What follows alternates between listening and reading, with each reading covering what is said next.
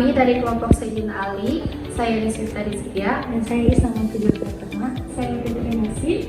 Di sini kami akan mempresentasikan tentang sistem pengelolaan sampah organik sisa pondok. Gagasan kami ini dilatar belakangi oleh banyaknya sampah yang belum dikelola secara maksimal di pondok pesantren. Oleh karena itu, di sini kami sudah membuat sistem pengelolaan sampah yang bisa dilakukan di lingkungan pondok kita. Adapun beberapa poin yang sudah kami rancang, diantaranya yaitu Poin pertama yaitu mengedukasi santri yang bolis di asrama maupun dapur agar bisa memisahkan mana yang sampah organik dan mana sampah anorganik. Mengapa kita harus mengedukasi?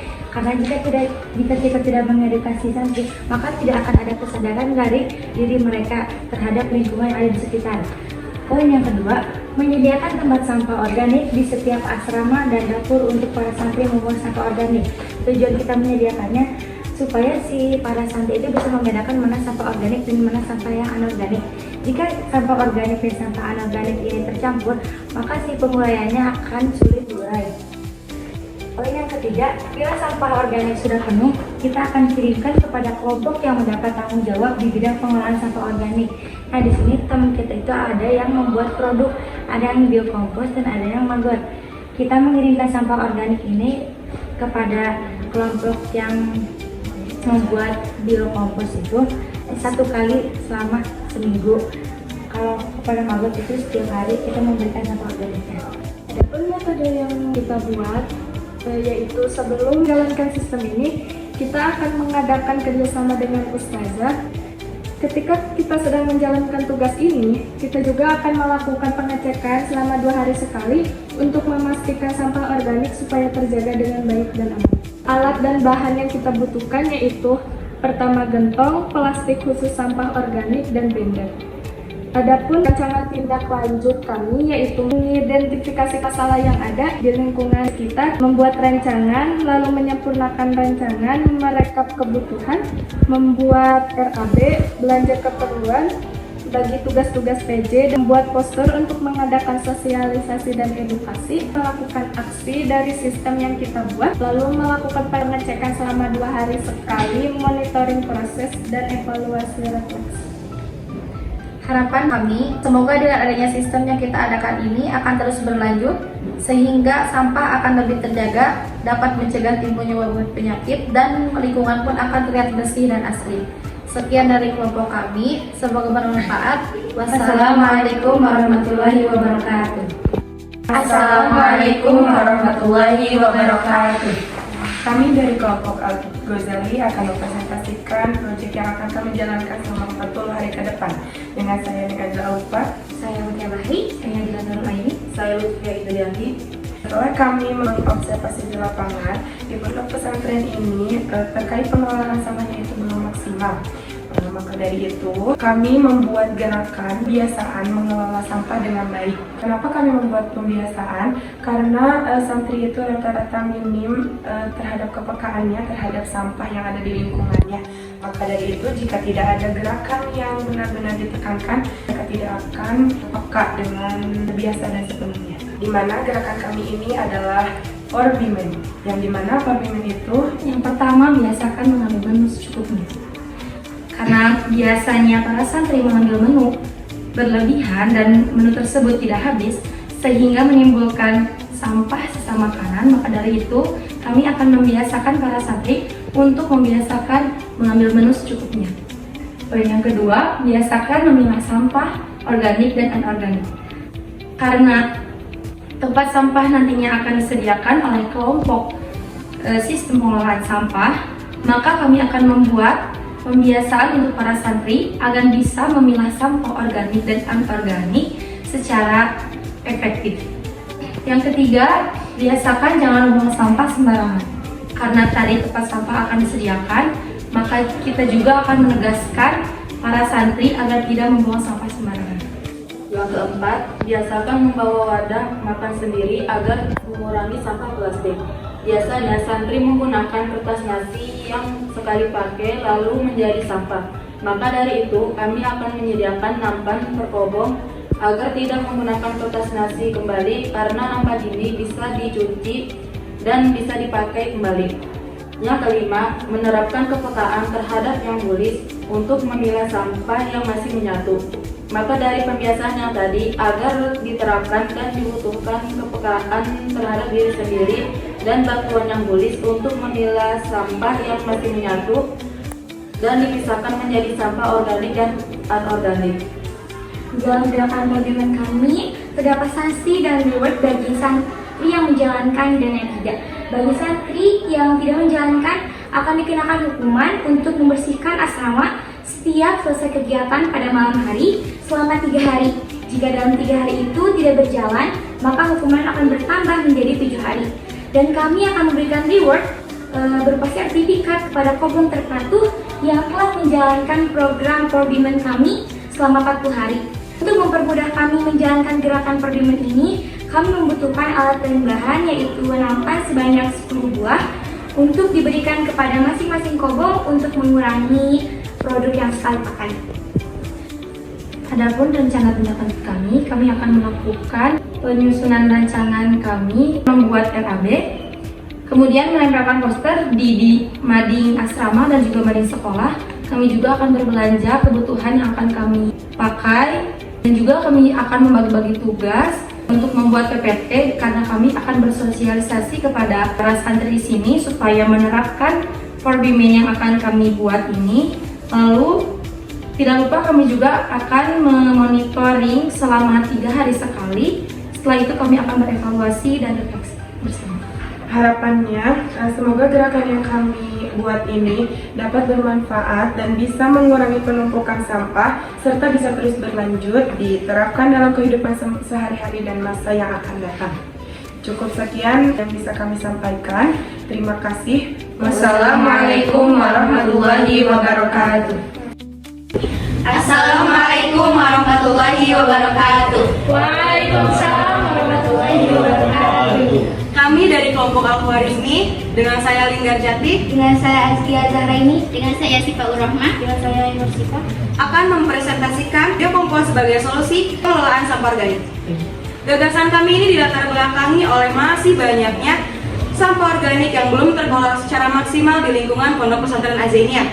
Sebagai sumber observasi kami, ternyata di sini masih banyak sekali sampah organik, terutama sumbernya berasal dari para santri, bekas makan santri, bekas dapur, seperti sisa-sisa sayuran, terus sayuran, buah-buahan, juga sampah organik asrama yang banyak sekali menimbulkan hal negatif, seperti banyaknya tikus dan kecoa yang menimbulkan banyak penyakit, terus bau busuk dan kotoran yang merusak keestetikaan lingkungan. Di sisi lain, pondok pesantren juga membutuhkan penghijauan berupa tanaman hijau, tanaman yang dapat dimakan seperti sayuran, buah-buahan, dan pentingnya meningkatkan kualitas tanah di pondok pesantren Azania sehingga menjadi lebih subur. Oleh karena itu, kami merancang sebuah gagasan yaitu biokompos sebagai solusi penanganan sampah organik. Adapun perencanaan biokompos yang kami buat seperti terdapat pada gambar ini. Dari gambar tersebut bisa menghasilkan 2 produk. Yang pertama pupuk padat. Pupuk padat yang dihasilkan dari sampah organik yang telah difermentasikan selama 7-14 hari. Yang kedua ada pupuk cair. Pupuk cair ini adalah pupuk yang dihasilkan dari endapan sampah organik tersebut yang menghasilkan cairan berupa air lindi. Adapun alat dan bahan yang kita pakai ada 2 ember cat, keran, lem pipa, dan mesin bor.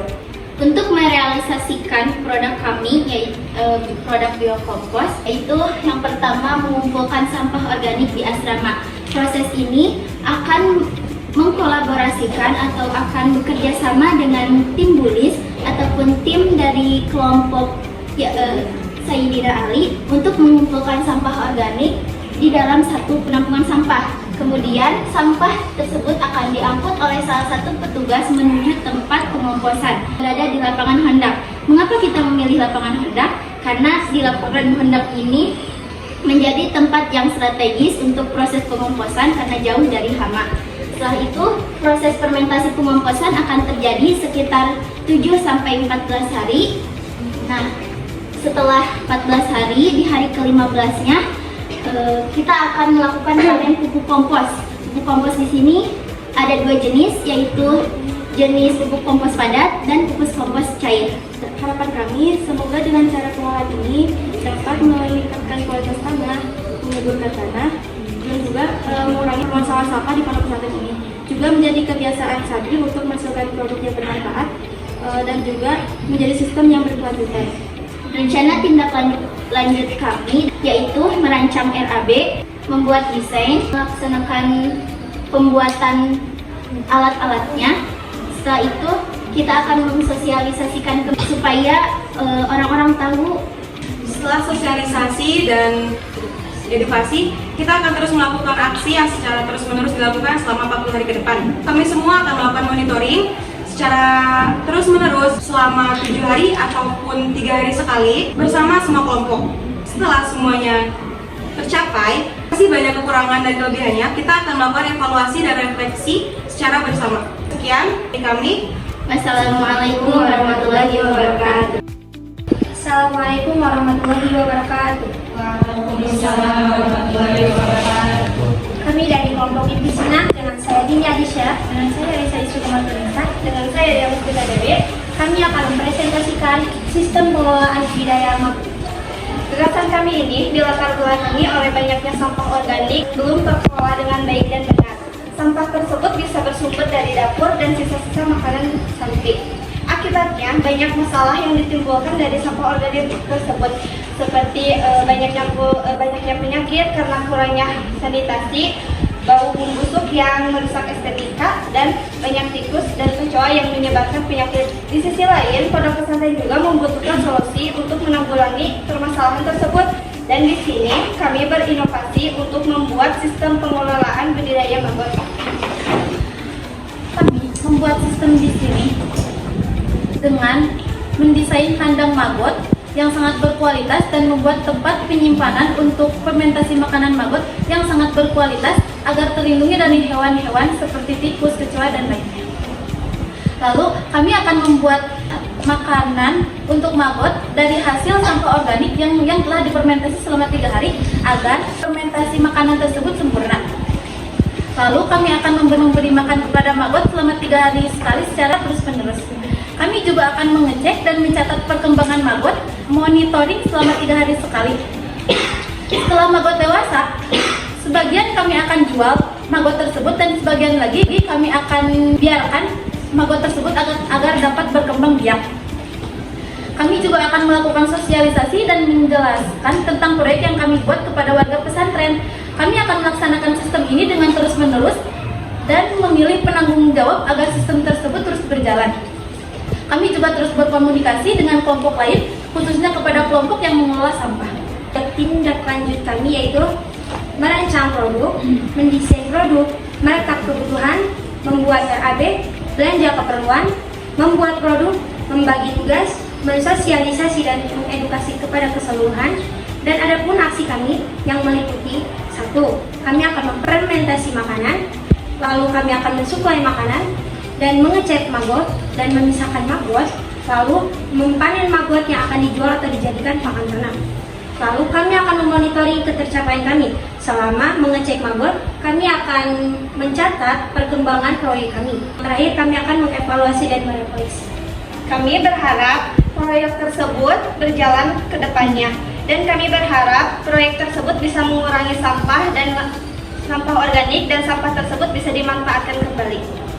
Sekian dari presentasi kami. Terima kasih atas perhatiannya. Wassalamualaikum warahmatullahi wabarakatuh.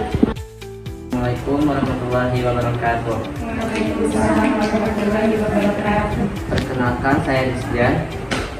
Saya Muhammad Abdul Ismail. Saya Muhammad Al-Adin. Saya Muhammad Faisal Faris. Saya Muhammad Arif Ilansyah. Kami dari kelompok Al-Jazari akan mempresentasikan proyek yang telah kami rancang, yaitu proyek toko biorefill. Dibuatnya toko biorefill ini dilatar belakangi oleh banyaknya santri yang tidak bertanggung jawab yang membuang sampah plastik dengan sembarangan di lingkungan pondok pesantren kita. Akibatnya banyak masalah yang timbul dari sampah plastik ini, diantaranya tersumbatnya aliran air yang mengakibatkan banjir, serta rusaknya nilai estetika pondok yang disebabkan sampah plastik yang berceceran di mana-mana. Lalu bagaimana alur toko biorefill ini berjalan? Untuk alur toko biorefill kami yaitu 1. pihak toko belanja barang dengan jumlah literan, bukan sesetan. 2. Barang dijual sesuai jumlah yang diinginkan oleh konsumen. Bisa konsumen menginginkan membeli sabun dengan jumlah 300 ml ataupun 1 liter. 3. Konsumen membawa wadahnya masing-masing, maupun wadahnya itu plastik ataupun kaca. Yang keempat, pihak toko menyediakan wadah dari kaca bagi konsumen yang tidak membawa wadahnya sendiri. Kenapa kita tidak menyediakan wadah dari plastik? Karena tujuan kami mengadakan toko biorepil ini untuk mengurangi sampah plastik yang dihasilkan dari sisa-sisa misalnya sabun mandi, terus sampo, sabun cuci dan lain-lain. Yang kelima, jika barang yang dibeli telah habis, maka bisa diisi kembali di toko biorepil. Adapun alat dan bahan yang dibutuhkan toko biorepil akan dijelaskan oleh teman saya. Ya, alat dan bahan yang dibutuhkan oleh toko biorepil diantaranya adalah sabun mandi, sampo, sabun cuci, permen odol, pewangi pakaian, sikat gigi kayu, rak, toples kaca, dan timbangan digital. Adapun rencana tingkat lanjut yang kami buat akan dijelaskan oleh teman saya, Arif. Rencana tindak lanjut, di hari pertama kita akan merancang konsep dengan detail. Lalu di hari kedua kita akan mendesain proyek. Di hari ketiga menulis kebutuhan untuk proyek. Lalu di hari keempat membuat RAB. Di hari ke-5 sampai ke-9 kita akan belanja keperluan apa yang dibutuhkan oleh klien kami. Lalu di hari ke-9 sampai ke-10 kita akan merakit proyek atau produk yang kami akan dibuat. Lalu di hari ke-11 kita akan membagi tugas penanggung jawab, siapa yang bagian kasir atau siapa yang di bagian ini. Lalu di hari ke-12 kita akan membuat poster untuk sosialisasi. Kenapa kita akan mensosialisasikan? Karena biar masyarakat pondok pesantren kami ini tahu apa sih inovasi kami ini. Lalu kita akan mempersiapkan sosialisasi di hari ke-13. Lalu di hari ke-14 kita akan sosialisasi dan edukasi. Lalu di hari ke-15 kita akan menjalankan aksi proyek kami. Lalu sampai ke hari 40. Di dalam menjalankan aksi proyek kami, kita akan 1 minggu sekali kita akan monitoring ketercapaian apa ya sih yang telah tercapai. Lalu di hari ke-40 kita akan mengevaluasi apa kekurangannya dan apa kelebihannya. Harapan kita membuat toko biorepil adalah supaya kedepannya sampah plastik yang ada di lingkungan pondok pesantren kita bisa terminimalisir dan mengembalikan nilai estetika pondok. Yang dari kelompok kami, mohon maaf bila ada kekurangan, mohon maaf bila ada kata-kata yang salah. Kami pamit undur diri. Wassalamualaikum.